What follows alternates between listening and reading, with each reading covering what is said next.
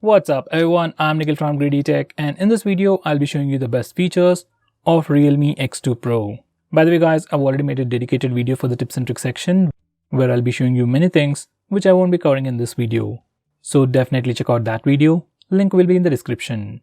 Now with that said, the most highlighting feature about this phone is definitely its display. On the front you get a massive 6.5-inch Super AMOLED display with a dewdrop notch, with Full HD Plus resolution and 90Hz refresh rate. It's in the 20:9 aspect ratio, it is HDR10 Plus certified, and it has a maximum brightness of 1000 nits. It's also protected by a 2.5D curved Corning Gorilla Glass 5 for some additional protection. As it's an AMOLED display, viewing angles are great, brightness levels are awesome, and blacks are truly blacks. Colors look slightly saturated, but that's pretty great as well. Now the most highlighting feature, that's the 90Hz refresh rate, also works really well. It is just like the OnePlus 7T.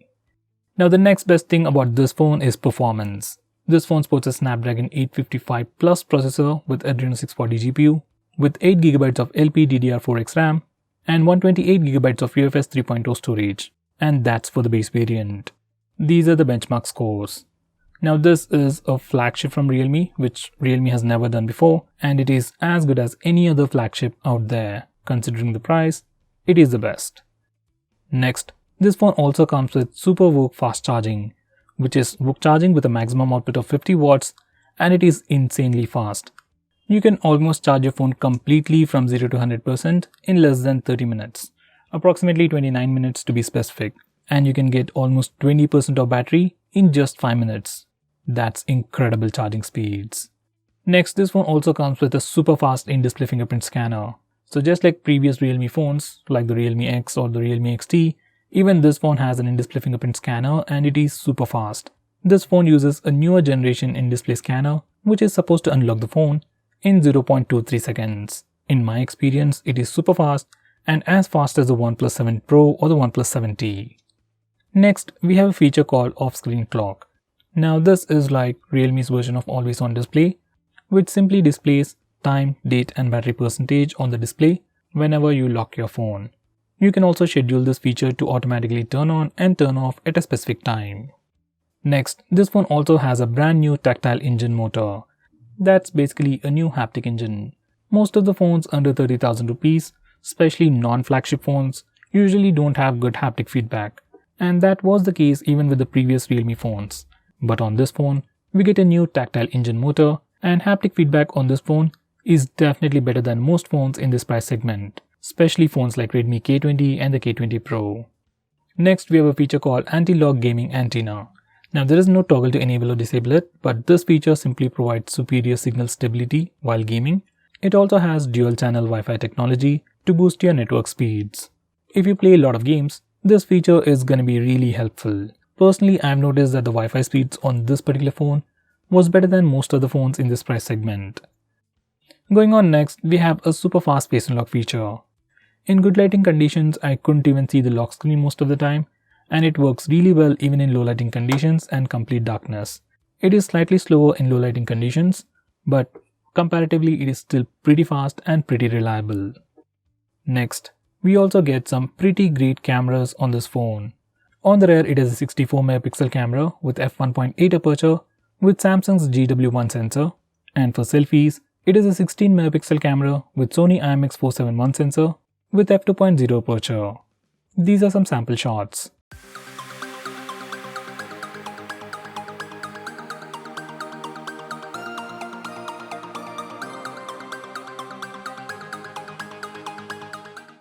Next, we have Ultra Steady mode. Now this is a brand new feature on the Realme phone which simply super stabilizes the footage. It's just like super stable mode on Samsung phones, but Samsung phones usually use the wide angle camera, while this phone uses its primary 64MP camera. In this mode, we can only record video at 1080p resolution at 60fps.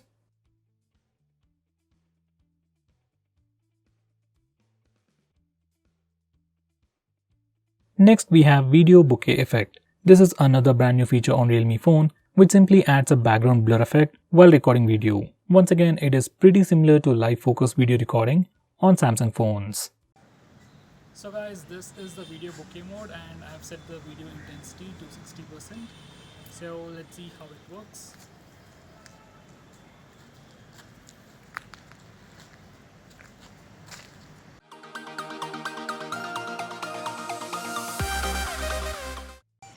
So guys, this is a sample footage recorded with the front camera. This is the video bokeh mode, and I'm recording this video with 60% bokeh effect. And you can check out the background blur effect right now and let me know if it is good or not.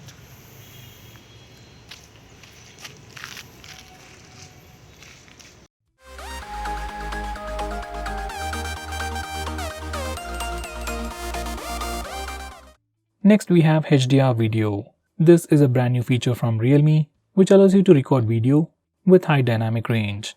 This is also one of the first few phones to give you a toggle to enable HDR mode while recording video. Next we have portrait mode for both the front and rear cameras. Well, that wasn't anything special, but now on this phone we can also change the amount of background blur effect we want before taking a picture. And that's a new feature.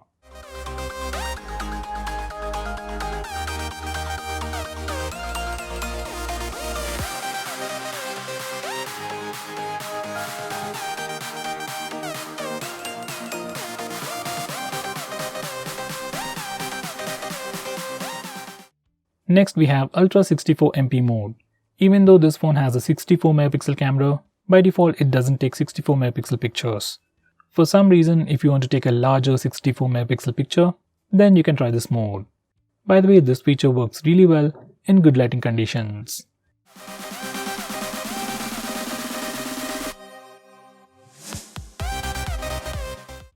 Next we have Ultra Macro mode.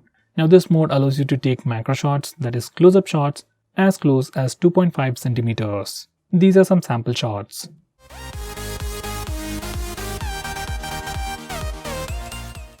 Next, this one also has a wide-angle camera. It is an 8 megapixel camera with f2.2 aperture with 115 degree field of view.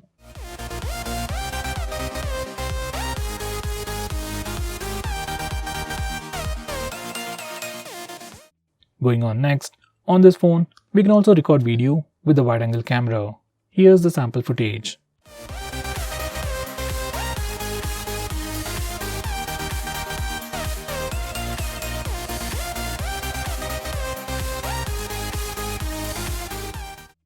Next, we have telephoto lens.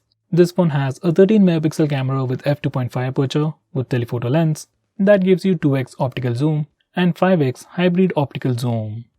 By the way guys, even though this phone has a telephoto lens, as of now we can't record video with the telephoto lens. Next we have NIGHTSCAPE for both the front and rear cameras. NIGHTSCAPE is like night mode for Realme phones, and now it works for both the front and rear cameras. These are some sample shots. Next we have CHROMA mode. Now this is a very unique feature available only on this phone or Realme and Oppo phones. Once you turn it on, everything will pop out, colors will look super saturated, and images will look very pleasing. Next we have portrait mode for both the front and rear cameras. Now this isn't a very big feature, it's been around for many years, so I won't talk about much. These are some sample shots.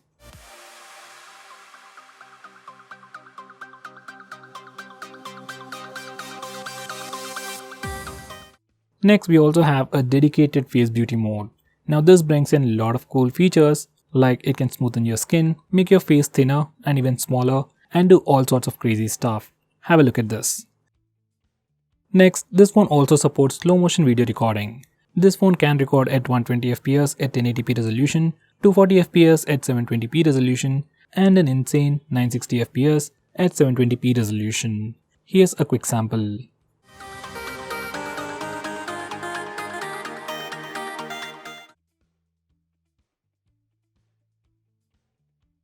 Next, this phone has electronic image stabilization for both the front and rear camera video recording. This applies only at 1080p, and here's a quick sample.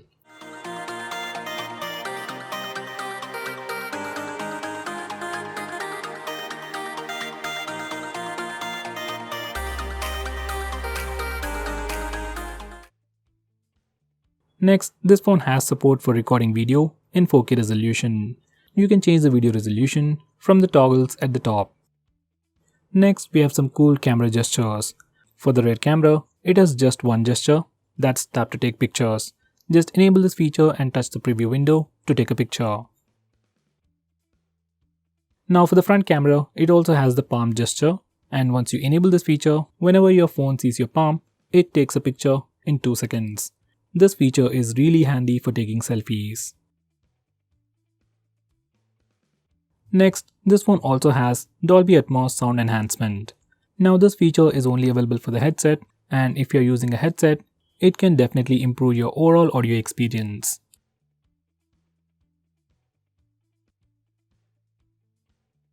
We have a new navigation gesture called swipe from both sides. Now once you enable this feature, you can swipe from the bottom to go home, swipe and hold for recent taps, and finally swipe from the left side or right side to go back a step. These are the new swipe gestures even seen on Android 10, and it's already available on this phone. Next we have the old style swipe up gestures. Now once you enable this feature, you can swipe from the bottom right or bottom left corner to go back a step. You can swipe from the center to go home, and finally you can swipe and hold from the bottom center for recent apps. Even these gestures work really well. Next we have Android Pie based navigation bar. Now with this, you just get 2 buttons at the bottom, back button and home button. Back button acts like a regular back button. Now home button is special. You can click it to go home. You can swipe up on the home button to go to the recent apps page. And you can swipe the home button right side to quickly switch between applications. It's a pretty cool feature, but doesn't work properly on this phone. So I'd suggest you to stick with the regular navigation bar or with the navigation gestures. Now going on next, we have a super handy shortcut to trigger Google Assistant with the power button. Once you enable this feature, you can long press the power button to trigger Google Assistant. It's a nice feature and can be quite useful while using the navigation gestures. But I don't think this power button will last longer if you use it continuously. Next, this phone even has support for dual 4G and dual VoLTE. Now this is a SIM card tray, and obviously it has support for dual SIM, and along with that it has support for dual 4G and dual VoLTE. So you can use 2 SIMs in 4G or 2 SIMs in VoLTE, like even 2 Geo SIMs on the same phone without any issues. Next, this phone even supports native video calling. Here's a quick preview.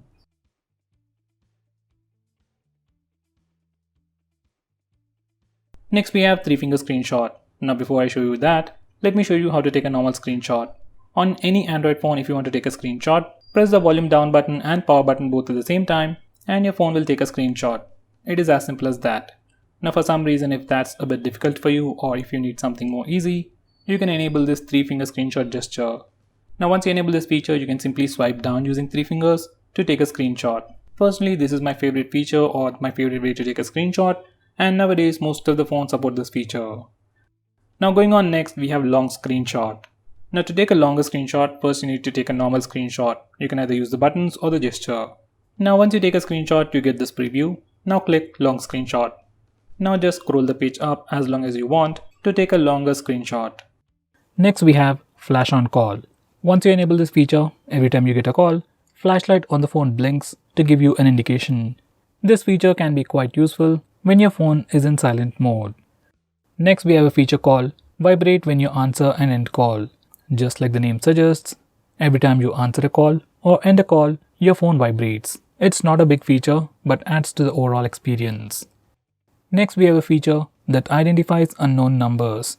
Once you enable this feature, whenever you get a call from any unknown number, your phone will check its online database and try to find the contact name. This can be quite useful to check spam calls. Next we have a feature called screen on end calls with power button. Once you enable this feature, you can end calls by pressing the power button when the display is on. When the display is off, clicking the power button just turns on the display.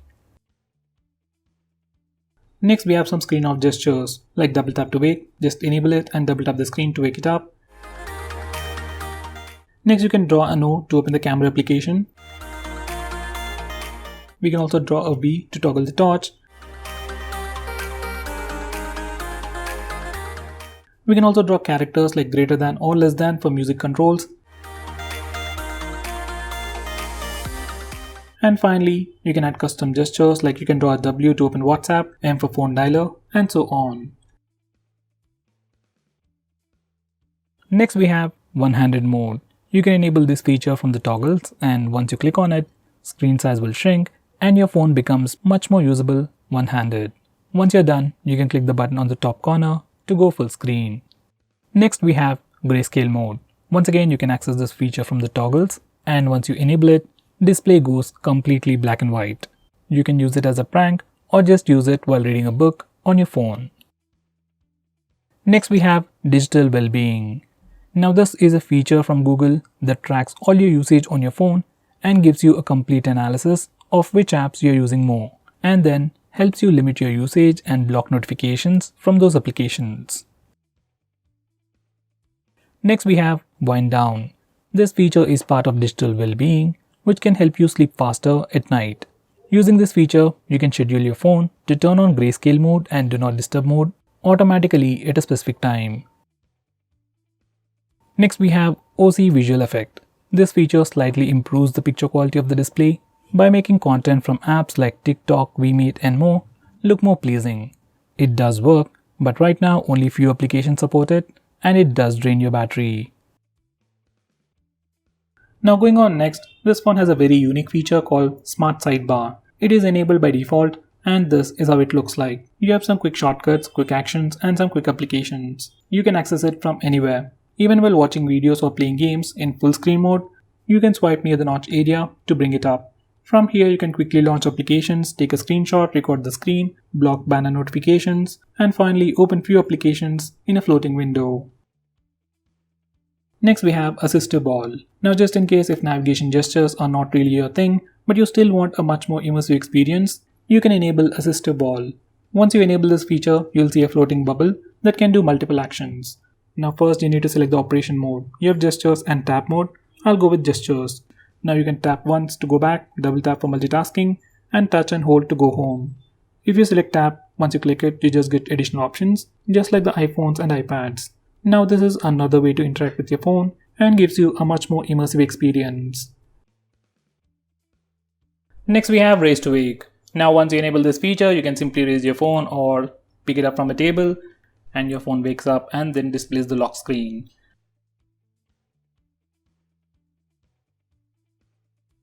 Next we have some smart call features, where your phone automatically answers the call when you place the phone near your ear, switch on the speaker when you move your phone away from your face, and finally mute the incoming call if you flip the phone. These are definitely handy and you should give it a try yourself.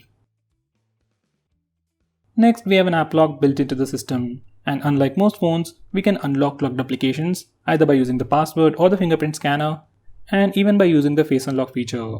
So if you're already using face unlock feature on your phone, most of the time you won't even see the lock screen.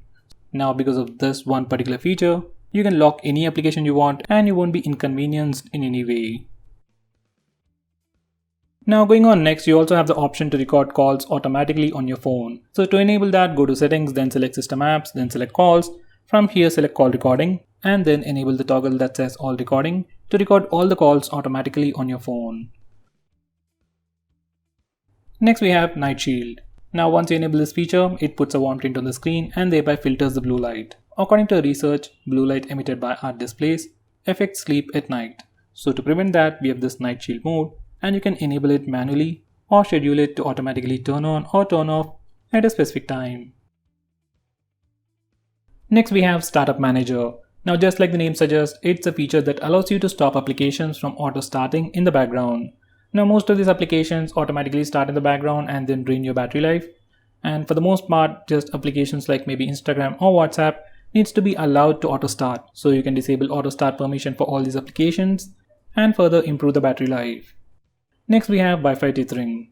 Now this is a very unique feature which allows you to share existing Wi-Fi connection to other devices. It's like your regular hotspot, but instead of using your mobile data, it will use your existing Wi-Fi connection. Now you might think this might not be a useful feature, but let's say if you're in an airport or a hotel where you have access to only one device or a Wi-Fi, then in that situation, you can share the existing single Wi-Fi connection to multiple devices. Next we have a security feature which protects your personal information. Whenever any application tries to read your personal information like messages, call logs and contacts, this feature provides fake data to those applications. Many applications on your phone try to read your personal information. Even Amazon does that. So using this feature, we can still use those applications safely without sharing your personal information. Next we have Clone Apps, which is a feature that allows you to use two instances of the same application. Like you can have two WhatsApp accounts, two Facebook accounts and two Instagram accounts on the same phone. This is definitely a very handy feature, but it is still limited to only very few applications. Let's say if I want to use two Paytm accounts on the same phone, we can't do that. Next we have Game Space. Now this feature or application just tries to improve your gaming experience and gives you a lot more cool features.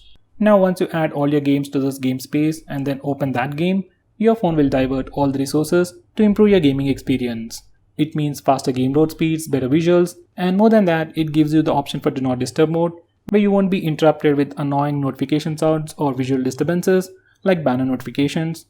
You also have different power profiles to improve the performance or battery life. It also gives you the option to disable auto brightness, which is missing on many phones out there. Next we have split screen mode. Now split screen mode has been on Android for a very long time, but on this phone, we have some more features. Now to start a split screen mode, as always, you can simply press and hold the recent tabs button. Or on this phone, you can also use the 3-finger gesture, simply swipe up using 3 fingers to open the current application in a split screen mode. You can choose a secondary application from the list below. Personally, I like this gesture and I wish every other phone has it. Next we have anti-harassment. This feature allows you to block annoying spam calls or just block a specific contact or bunch of contacts from calling you or messaging you. Next we have automatic on-off. Now this is another weird name for schedule power on and power off, and using these settings, we can automatically turn on and turn off your phone at a specific time. Next we have something called Smart Assistant on your default launcher or your default home screen. You can simply go to the leftmost corner to find the Smart Assistant, which simply displays weather information, calendar events, and some quick shortcuts. You can enable it or disable it from here. Now going on next, this phone even comes with screen recording. I really don't know why you want to record your screen, especially on an Android phone, but for some reason if you want to record it, you can start it from the notification toggles, or you can also use the smart bar, which can be accessed from anywhere by swiping on the right side corner. You can stop recording by clicking the stop button on the floating bubble. Next we have Smart Energy Saver. Now this is another feature to improve your battery life. If you enable it, your phone will automatically manage all the apps running in the background to improve the battery life. If you disable it, you get the complete list of applications that are installed on your phone, and you can manually choose to block an application from running in the background. Next we have Smart Driving. This is another fancy sounding feature which simply gives you various features to manage calls and messages while driving. We have a similar feature on many other phones, but on this phone, we can automatically enable it or turn it on when you connect your Bluetooth in your car, or else you can manually turn it on if you have a bike. Next we have Kid Space. If your kid is troubling you about your phone, he wants to play some games, or maybe sometimes he accidentally purchases stuff, Kid Space can be quite useful for you. Once you configure this Kid Space, your kid will be able to only use specific applications that you choose, and he will be able to use your phone only for a specific amount of time. Once again, it's a nice feature, but if your kid already knows your password, it's completely useless. Next we have Private Safe. Now this feature is more like an application or like a vault where you can hide all kinds of files. Just like the app lock, we can have a completely different password from your lock screen, and we can unlock it using your fingerprint or your facial data. Personally, I suggest you to use Gallery Vault. So guys, those were all the best features. If I missed out on anything important, do let me know by commenting below this video, and make sure you check out my video on tips and tricks section. Link will be in the description. Now if you're planning to buy this phone, please use the link in the description. It always helps the channel, and if you want us to make any specific video, tweet out to us with the hashtag AskGreedyTech on Twitter, and I'll try to make it as soon as possible. I'm Nikhil from GreedyTech signing off. Have a nice day.